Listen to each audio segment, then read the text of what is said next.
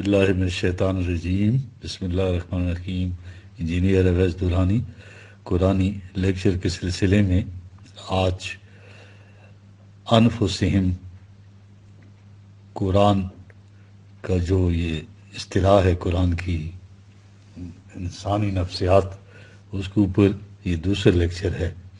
اور یہ جو بنیاد ہے انسان کو جو انڈو کیا گیا ہے، جو اللہ تعالیٰ نے ودیت کیا ہے، یہ جو ہے شیطان اور ابلیس۔ یہ شیطان جو ہے شین با اور نون ہے، یعنی یہ شر یہ چنگاری، بھڑک اٹھنے والا شیطانہ، بھڑک اٹھنے والا شعلہ جذبات کی وجہ سے۔ انسان جب غصے میں آتا ہے تو عربی میں غضب کے معنی شعلہ، حرارت اور سرکشی۔ غصہ آتا ہے تو درجہ حرارت اور 2 ڈگری بڑھ جاتا ہے، دل و دماغ پیرالائز ہو جاتے ہیں۔ جو اس کے لیے اصول یا قدر مقرر ہے اسے چھوڑ کر سرکش ہو جاتا ہے۔ اسے ان جذبات کو تعمیر کاموں میں استعمال کرنا تھا، مگر یہ سرکشی میں برت رہا ہے۔ اس میں تندی، تیزی شعلہ صفت ہی ہے۔ اگر ان جذبات کو حد سے بڑھنے دیا جائے تو یہ شیطان ہو جاتا ہے، یعنی شعلوں کا مشتعل ہو جانا۔ انسان کے اپنے جذبات کی بات ہے، یہ ہر فرد کی اپنی چیز ہے، یہ ہر فرد کے اندر ہوتا ہے۔ یہ تمام سرکش جذبات کا نام شیطان ہے۔ ایگریشن، اب یہ ایک ڈسکوری ہوئی ہے موجودہ لیٹسٹ، وہ جو ہے تھیوری آف ایگریشن اور فرسٹریشن جو ہے یہ نفسیاتی دنیا میں، تو میں اس پہ بھی روشنی ڈالوں گا۔ ایگریشن، قرآن میں اس کے لیے 2 الفاظ آئے ہیں، یعنی شیطان بھی اور ابلیس بھی۔ یہ ایک ہی سکے کے 2 رخ ہیں۔ سوال یہ ہے کہ ایک ہی چیز کے 2 الگ الگ نام کیوں ہیں؟ اب نفسیات کی ایک تھیوری ہے جارحیت اور مایوسیت کا نظریہ، theory of aggression and frustration. انسان کا غصہ جسے جارحیت کہتے ہیں، استبداد یعنی قوت کا حدود فراموش ہو جانا، یہ انسان میں ایک شے ہے جو نفسیاتی ہے۔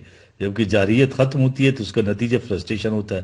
عربی میں ابلیس کے معنی مایوس ہو جانا، پھر جارحیت کے بعد اس کا انجام کیا ہوتا ہے؟ مایوسیت ہوتی ہے۔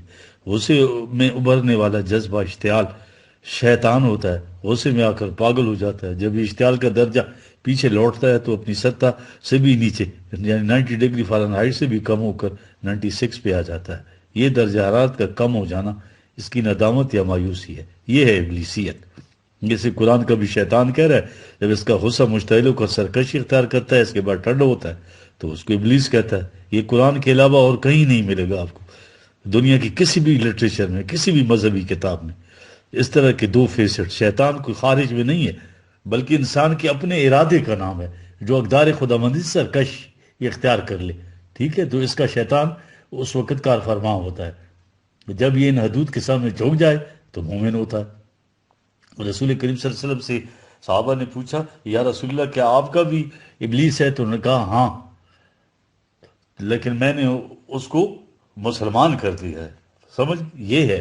دیکھ، ایک آیت ہے 7/20، اب اس میں آپ کو کلیئر ہو جائے گا کہ شیطان انسان کا اپنا یہ نفس ہے، انسان خود ہے، انڈیویجول، یہ اس کا اسپیکٹ ہے سائیکولوجیکل۔ فوسوس لہما الشیطان، ٹھیک ہے، 7/20، یعنی دونوں کو، آدم اور اس کی جو کمپینین تھی، زوجہ ہیں، ان دونوں کو جو ہے تو وسوسہ شیطان ہوں، یہاں شیطان جو ہے یہ اس میں فاعل ہے۔ اور دوسری آیت ہے 50/16، بَلَقَدْ خَلَقْنَا الْإِنسَانَ وَنَعْلَمُ مَا تُوَسْوِسُ بِهِ نَفْسُهُ، ٹھیک ہے نا؟ اب نفسو جو ہے اس میں فاعل ہے، یعنی اس کا نفس اس پہ وسوسہ پیدا کرتا ہے، شیطان اس کا نفس ہے۔ مجھ سے اوپر کی آیت میں 7/20، اس میں نفس بطور فاعل ہے، اس میں شیطان بطور فاعل ہے۔ یہ خود انسان کی اپنی صفت ہے۔ جب یہ بہت سارے مل کر اکٹھے ہو جائیں تو یہ خارج میں فوج، جند بن جاتی ہے شیطانوں کی، ابلیس کی، جس کو قرآن کہتا ہے، ٹھیک ہے؟ اس قسم کے کردار رکھنے والے جتنے انسان اکٹھے ہو جائیں تو پھر وہ لشکر بن جاتا ہے ابلیس کا یا شیطان کا۔ تو یہ تو ہوئی شیطان کی صفت جی، یہ بنیادی چیز تھی، اس لیے اس کا ازبر ہونا بڑا ضروری تھا۔ آپ کے ذہن میں آنا تھا کہ شیطان جو ہے وہ انسان کی اپنی نفسیاتی جو ہے تو ایک ایٹریبیوٹ ہے۔ جب وہ اقدار خداوندی کو وائلیٹ کرتا ہے تو وہ شیطان بن جاتا ہے، اور جب نتیجہ سامنے آتا ہے تو مایوسی اختیار کرتا ہے۔ اب آگے میں بتاؤں گا کہ یہ نفسیاتی تضادات جو ہیں وہ شیطان کی تعریف موجودہ جو لیٹسٹ نفسیات ہے اس میں ہے. ایک آیت ہے وہ لیتے ہیں جی 16/100. ٹھیک ہے. انما سلطانہ علی الذین یتولونہ والذین ہم بہ مشرکون. ٹھیک ہے جی. یہ آیت ذہن میں رکھے, بڑی زبردست آیت ہے یہ. جب انسان کے جذبات وہی کے تابع نہ رہیں تو انہیں شیطان کہا جاتا ہے, اور اسی کا نام ابلیس ہے. علم النفس کی روح سے انسانی جذبات سے بے باک ہو کر سرکش ہو جاتے ہیں, اور اسی سرکشی میں وہ تباہی مچاتے ہیں. تو اس کے بعد انسان پر مایوسی طاری ہو جاتی ہے. یہ ہے وہ ایگریسونیس اینڈ فرسٹریشن جی, یعنی معادنت یاسیت جو ہے, دراصل یہ ایک ہی چیز ہے. ایگریسونیس ابتدائی ہے جبکہ انتہا فرسٹریشن. قرآن نے ایسی سرکشی کو شیطان کہہ کر پکارا ہے. شیطان یعنی بھڑک اٹھنے والی بات, اور جب نتائج سامنے آئے تو مایوس ہو جاتا ہے. قصہ آدم میں تو شیطان نے اللہ سے کہا کہ اس مٹی کے مادو کو مجھ پر ترجیح دی جا رہی ہے تو مجھے بھی اجازت ہونی چاہیے تاکہ میں اسے تگنی کا ناچ نچاؤں. اجتماعی طور پر بھی اور انفرادی طور پر بھی حربے یہ ہوں گے ان کے. دیکھیں 17/64 بے سوتے کا پروپیگنڈے کے ذریعے یا فوج کے ذریعے چڑھائی کر کے. ٹھیک ہے نا. اور وَشَارِكْهُمْ فِي الْأَمْوَالِ 17/64 فائنینشیل ایڈ کے ذریعے ان کی نسل میں ایسی فحاشیاں پھیلاؤں گا, ان کی تعلیم و تربیت کا نقشہ بدل. پوری آیاتیں ہیں یہ, آپ دیکھیں یہ 17 سورہ میں. ایسی رجحانات پیدا کروں گا تاکہ اس کے بعد شاید میری ضرورت ہی نہیں رہے, اس لیے وان کیا گیا تھا. ٹھیک ہے نا. فَإِذَا قَرَأْتَ الْقُرْآنَ فَاسْتَعِذْ بِاللَّهِ 16/98. اس سے بچنے کا ایک طریقہ ہے کہ جب بھی کوئی قرآنی پروگرام لے کر اٹھو تو حفاظت خداوندی میں آ جاؤ, پھر اس کا اثر زائل ہو جائے گا. اِنَّهُ لَيْسَ لَهُ سُلْطَانٌ عَلَى الَّذِينَ آمَنُوا 16/99. اِنَّمَا السُّلْطَانُ عَلَى الَّذِينَ يَتَوَلَّوْنَهُ. ٹھیک ہے. ان لوگوں پر غلبہ ہوگا جو تیری رفاقت اختیار کرے کہ تجھے اپنے اوپر مستولی کر لیں گے. یعنی ذرا سی غفلت برتی تو پھر وہ مومنٹم پیدا ہو جاتا ہے. اگر روکا نہ گیا تو وہ پھر وہ تمہارے اوپر سوار ہو جائیں گے. یہ روکنا غربہ بکشتن روز اول سے ہونا چاہیے. یہ نہ ہو کہ سستی سے کام لیا جائے تو کچھ عرصے بعد جو ہے تو ہٹ جائے گی. ہونے دیجیے, اس عمر کے اندر ایسا ہوتا ہے. یہ کہتے ہیں نا ہم, بڑا ہو کر عقل و شعور آ جائے گا, خود ہی ٹھیک ہو جائے گا. اس کو قرب سے جو ہے تو یہ جو ہے تو اس کی اس میں آ جاتا ہے, کرینہ میں آ جاتا ہے, اس کے اوپر جو ہے تو مسلط ہو جاتا ہے. ایک لفظ دیکھیں مستولی, ولایت کے اندر یہ سب کچھ پوشیدہ ہے. اگلی چیز جو ہے نا 16/100 میں یہ بتائی کہ بلزینہ ہم بہی مشرکون. اس کا ترجمہ وہ ہم سے کرتے ہیں کہ اس کو شرک کی وجہ بتاتے ہیں. شرک تو ہمارے ہاں صرف بت یا قبر پرستی یا نظر و نیاز کو کہتے ہیں. بات اور ہے, اس سے بھی آگے ہے. اب یورپ کی جو مذہب کے خلاف بغاوت ہے, ذرا اس کو اب سامنے لائیں گے تو تب بات ہماری سمجھ میں آئے گی. یہ یورپ میں جو ریوولٹ بغاوت ہوئی تھی جس سے سائنس کی طرف اتنا بڑا رجحان پیدا ہوا, یہ اس تمام پرستی کے خلاف شدید رد عمل تھا, ریئیکشن تھا.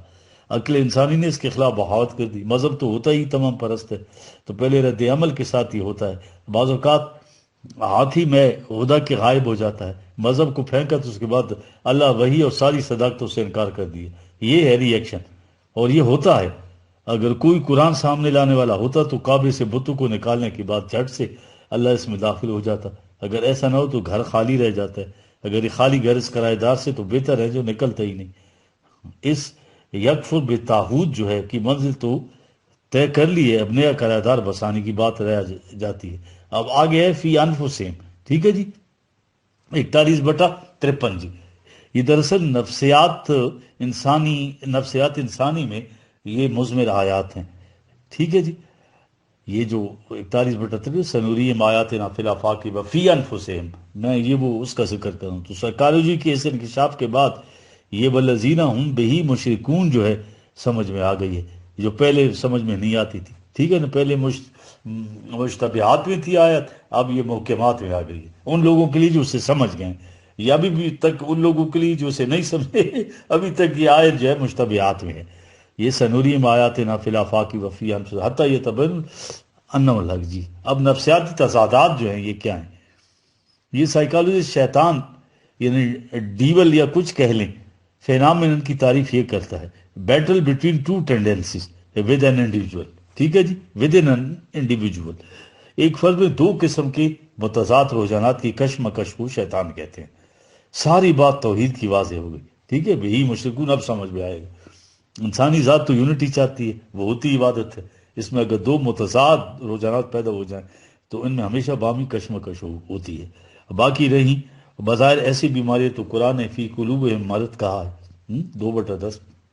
نفسیاتی امراض، ان کا تجزیہ کر کے وہ دیکھنا چاہتے ہیں کہ وہ رجحانات کون سے ہیں جو ٹکرا کر اس کو توڑ دیتی ہیں۔ دو ٹینڈنسی کا نام تو شرک ہے، توحید تو یہ ہے، انی وجہ تو وجیہ للذی فطر السماوات والارض حنیفہ، 6/79۔ صرف ایک اور صرف ایک ٹینڈنسی، وجہ تو وجیہ، یعنی وجہ تمام توجہات کو ایک نقطے پر مرکوز کرنی، یہ ہے توحید۔ اس کے بعد حنیفہ، کوئی دوسری ٹینڈنسی نہیں، سیدھا ناک کے رستے میں ایک طرف۔ وَأَنَا مِنَ الْمُشْرِكِينَ، اس طرح سے میں مشرکین کی صف میں سے نکل گیا، ٹھیک ہے۔ وَمَا أَنَا مِنَ الْمُشْرِكِينَ، 6/79، کہہ کر مشرکین کی صف سے نکل گیا، یعنی دوسری ٹینڈنسی کو بھی اس میں شریک کر کے ٹو ٹینڈنسی ہو گئی۔ کفر میں بھی ایک ٹینڈنسی ہوتی ہے، ہاں جی، باطل ہی کی صحیح، توحید میں بھی ایک ہی ٹینڈنسی۔ یہ درمیان میں انسان کے سرکش جذبات آ جاتے ہیں۔ یہ کیفیت اس وقت ہوتی ہے کہ ایک طرف تو اللہ کا خیال اور دوسری طرف یہ چیز بھی غالب آئی۔ یہ جو ڈوئلزم ہے نا، سنویت جسے کہتے ہیں، ڈائیکاٹمی، یہاں آ کر مذہب میں پرسنل لاز ایک طرف جو کہ پبلک لاز دوسری طرف، سیاست ایک طرف اور مذہب دوسری طرف، تو اس میں توحید دین کی عبادت پیدا ہو نہیں سکتی۔ ملوکیت کے یہی معنی ہے کہ زندگی کے دو ٹکڑے ہو گئے، ایک کا تعلق ریاست اور حکومت سیاست سے ہو گیا، اور دوسرے کا تعلق مذہب سے، دینداری سے، عبادت سے، اعتقادات سے۔ یہ سیاسی تقسیم نہیں، نفسیاتی تقسیم ہے، بہت خطرناک تقسیم ہے۔ زندگی دو حصوں میں بٹ گئی، دو ٹینڈنسی پیدا ہو گئی۔ خارجی دنیا میں تو اتنا خطر نہیں ہوتا، انسان کے اندر ہونا خطرناک ہے۔ مذہب میں دین کے حقائق اور اس کی روح کے تمام ان کے نام، اصلاحات، یہ اصطلاحات، ان کی رسومات، ریچولز، یہ شکلیں جو ہیں، فارمز باقی رکھتے ہیں۔ اعلانیہ تو کوئی مسلمان اپنے آپ کو ہندو نہیں کہلوائے گا، دہریہ کہلوانا نہیں چاہتا، مگر اللہ کی حکومت بھی نہیں چاہتا اور مسلمان بھی رہنا چاہتا ہے۔ یہ ہے فریب نفس، یہ ہے دو ٹینڈنسی۔ نماز کے وقت نماز پڑھتا ہے مگر دکانداری انگریز یا ہندو سے بھی کم ایمانداری سے کرتا ہے، وہاں سے وہ سب کچھ کرتا ہے جو شیطان کہتا ہے۔ اذان کی آواز سن کر انگریز اور ہندو نہیں جائے گا، مگر یہ وہاں بھی جائے گا۔ اس انگریز ہندو میں پھر بھی یونٹی قائم تھی، مگر اس میں دو رجحانات آ گئے۔ تکنی کا ناچ شیطان مذہب میں آ کر نچواتا ہے، سن رہے ہیں آپ؟ اس کا نتیجہ کیا ہوتا ہے کہ جرت مفقود ہو جاتی ہے، کسی میں بھی جرت نہیں کہ کہہ دے سارے قوانین حدود اللہ کے اندر ہوں گے، اور مملکت کا تمام کاروبار بھی قرآن کے قوانین کے مطابق ہوگا۔ اگر یہ نہیں ہو سکتا تو دیانتداری سے سیکولرزم لے آئیں، یہ دو ٹینڈنسی کے درمیان کشمکش ختم ہو جائے گی۔ پاکستان میں بھی یہی حل ہے، ٹھیک ہے جی، یا سراپا نالا بن جا یا نوا پیدا نہ کر۔ اب یہ معاشرے کا خلفشات دیکھیے آپ، ٹھیک ہے جی، ممبر و محراب سے اسلام کی خدمت ہو رہی ہے، کون سا اسلام؟ وہی جس کی دوسری ٹینڈنسی ابھی باقی، اس کے لبادے کو اتار پھینکنے کی جرت نہیں۔ کثیر آبادی ایماندار اور مذہب پرست رہنا چاہتی ہے، معاشرہ رہنے نہیں دیتا، دو رجحانات موجود ہیں۔ تحت الشعور تو ایمانداری کو اچھا گردانے گا، مگر معاشرے کے تقاضے اسے سے دور ہٹاتے ہیں۔ یہ چیز چل نہیں سکتی، بیک وقت دو رجحانات ہیں، اس میں کشمکش ہے، بے ہی مشرکون ہو گیا، ٹھیک ہے جی۔ یہ ہیں وہ سرکش جذبات جو شرک پر لا رہے ہیں۔ کفر اور چیز ہے، جن قوموں نے دہریت اختیار کی وہ کم از کم دنیاوی معاملات میں بہت آگے چلے گئے، فطرت کی قوتوں کو مسخر کر کے بڑی قوتوں کے مالک ہو گئے جی، انہی کا غلبہ ہے دنیا میں۔ ان کے برعکس مذہب پرست قوم بہت ہی پیچھے ہے، خواہ کوئی مذہب ہو، اس میں بھی بے ہی مشرکون ہے، دو رجحانات کر فرما ہیں۔ ایک طرف غیر شعوری طور پر اللہ کا خوف اور دوسری طرف سے غیر خداوندی جاذبیت دلکشیاں ساری کی ساری تینوی کی طرف پھیلی ہوئی ہیں۔ یہ ہے کشمکش دو رجحانات کی اس معاشرے کے ہر فرد کے اندر، ٹھیک ہے جی۔ انما سلطان علی الذین، یہی آیت کا حصہ ہے، شیطان کا غلبہ ان لوگوں پر ہوگا جن میں دو رجحانات آپس میں باہم دست و گریباں ہوں گے۔ پرسنالٹی یونٹی چاہتی ہے، اس کے نہ ہونے سے یہ دو متضاد رجحانات جو ہیں شخصیت کو ڈس انٹیگریٹ کر دیتے ہیں، شخصیت یوں جو ہے تو ٹوٹ جاتی ہے۔ ذات انسانی کے اندرونی امکانات، اب قرآن کیا کہہ رہا ہے؟ 991/8، وَأَلْهَمَا فُجُورَهَا وَتَقْوَاهَا، ٹھیک ہے، دونوں رجحانات، یعنی ڈس انٹیگریٹ بھی ہوگی ذات اور انٹیگریشن بھی پرسنالٹی کے اندر، نفس کے اندر اللہ تعالیٰ نے پوٹینشیلٹی رکھی ہوئی ہے. ٹھیک ہے جی، ٹھیک، دونوں امکانات موجود ہیں. ٹھیک ہے جی. اب کیا ہو گیا؟ پرسنالٹی پر ہی شیطان کا تسلط ہوتا ہے. جہاں مذہب ہو وہاں یہ سپلٹ اپ پرسنالٹی کی کیفیت ہوتی ہے. ٹھیک ہے جی. یہ ہے وہ چیز جس کو کہتے ہیں. جن قوموں نے جرأت کی انہوں نے اعلانیہ جو ہے سوشلزم کے ساتھ دوسری چیزوں کو نہیں ملایا، لیکن یہاں ایمان تو تھا تو سوشلزم کو اسلامک سوشلزم کہنے کی ضرورت پڑ گئی. پھانس گئے دو متضاد ٹینڈنسی میں. اس کو تو بہی مشرکون کہا گیا ہے. یہ تو اسلام میں کو یا سوشلزم دونوں میں سے ایک چیز، لیکن دونوں کو اکٹھا کیا تو بے ہی مشرکون ہو گئے. سمجھ گئے؟ اب قرآن تعلیمات کو دو حصوں میں تقسیم کرنا، نتیجہ کیا ہے؟ دنیا و آخرت کی ذلت، خواری، تباہی اور بربادی. ٹھیک ہے. اب 2/85 لیں. افتؤمنون ببعض الکتاب وتکفرون ببعض. نظر آتا ہے کہ کچھ مارکس تو ملنے چاہیے کہ ایمان کے ان حصوں کی تو جزا ملے گی، دوسرے کی سزا ملے گی. لیکن فما جزاء من یفعل ذالک منکم الا خزی فی الحیاۃ الدنیا ویوم القیامۃ یردون الی اشد العذاب. 2/85. یعنی سوائے اس کے اور کیا نتیجہ ہو ہی نہیں سکتا کہ ادھر بھی ذلت و خواری اور آخرت میں شدید خسارہ جو ہے. کیوں؟ اس لیے کہ دو متضاد رجحانات میں کلیش ہو گیا. جو ہی ازداد آئے تو سینہ آماج گاہ بن گیا منافقت کا. فی قلوبہم مرض. جی، ارتداد توحید کی ضد ہے. دیکھ رہے ہیں اب یہ لوگ ارتداد کی سزا قتل کہتے ہیں. یعنی کوئی شخص اسلام چھوڑ کے دوسرا مذہب اختیار کرے تو اسے آگے بڑھے، اور کہا کہ جس شخص کے عقائد اسلام کے مطابق نہ رہے، خواہ مسلمان ہی کیوں نہ ہو، وہ بھی مرتد ہو جاتا ہے. یعنی وہ عقائد ان کے اسلام کے مطابق نہ رہے. تو حنفی مرتد، بریلی مرتد، اہل حدیث مرتد. کل حزب بما لدیہم فرحون. 23/، ہر ایک جو ہے خوش ہے کہ بھائی ہم جنتی ہیں، باقی جہنمی ہیں. قرآن کے مطابق ارتداد کیا ہے؟ آؤ قرآن سے پوچھتے ہیں. اسلامی نظام خلاف بغاوت جو ہے ارتداد کہلاتی ہے. ٹھیک ہے نا؟ اگر ایک سرکشی اختیار کر لیجیے، بغاوت اختیار، وہ ارتداد ہے. ان الذین ارتدوا علی ادبارہم من بعد ما تبین لهم الہدی شیطان سول لهم واملی لهم. دیکھیں 47/25. جو مرتد ہو گئے پھر گئے، جنہیں شیطان نے اس روش کو بڑا جاذب اور خوشمنا بنا کے دکھایا تھا اور لمبی لمبی امیدیں دلائیں. اب ارتداد جو ہے ذالکا بانہم قالوا للذین کرہوا ما نزل اللہ. کتاب اللہ کو ناپسند کرتے ہیں، کہتے ہیں سنطیعہم ببعض الامر، یعنی ہم کچھ باتوں کو پرانی روش پر کچھ باتوں میں تمہاری اطاعت کریں گے. یعنی دین اسلام ہوگا، سیاست جو ہے ہماری جمہوریت ہوگی اور معیشت سوشلزم. واللہ یعلم اسرارہم. 47.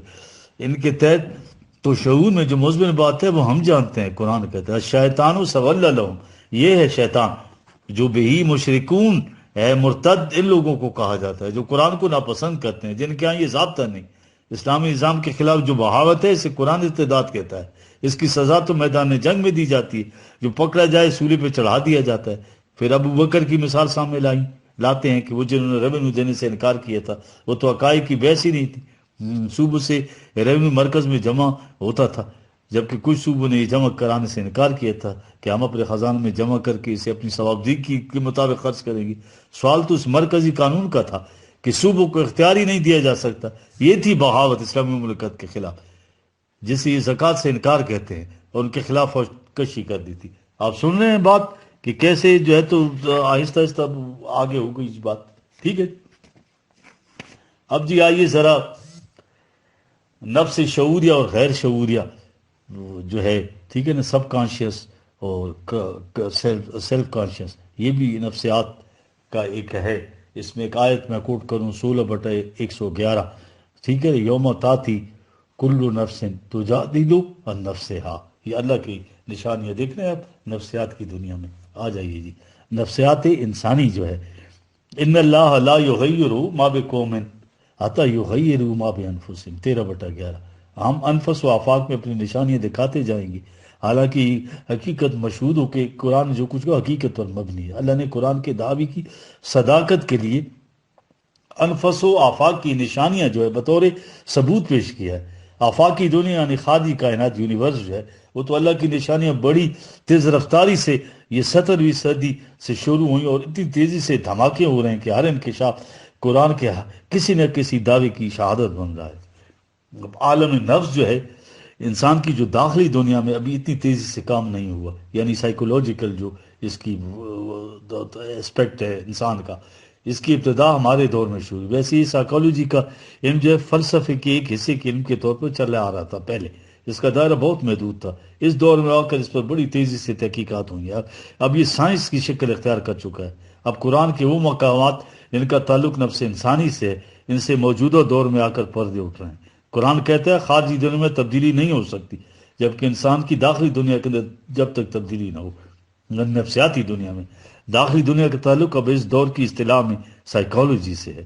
ظہور نتائج کے وقت کیا ہوگا؟ ایک عظیم شان آیت ہے یار، یوم تاتی کلو نفس تجادل عن نفسہا، 16:111۔ یعنی نفس کے ساتھ تجادلو کا معنی کچھ کرنا، اس کا جھگڑنا، سمجھ میں آپس میں جھگڑنا۔ موجودہ دور میں اس سائیکالوجی نے آ کر کہا نفس شعوریہ اور غیر شعوریہ جو ہے کہا ان کو کہ یہ غیر شعوریہ نفس بہت اہمیت کا حامل ہے، اسے master of the main personality ہے یہ غیر شعوریہ نفس جو ہے، سمجھ رہے ہیں جی آپ؟ یہ 9 حصے تحت الشعور ہے، یہ ہے وہ اسٹور جس کے اندر یہ سارے احساسات، یہ جذبات، یہ آرزوئیں، نامرادیاں، حسرتوں کی پوری دنیا، اور پھر وہ تمام عقل فریبکار کے جواز کی الجھائی ہوئی کئی چیزیں جس میں شعور کے نفس کو فریب دے لیا ہے، ٹھیک ہے؟ یہ ہے نفس غیر شعوریہ، ٹھیک ہے؟ نفس شعوریہ و غیر شعوریہ۔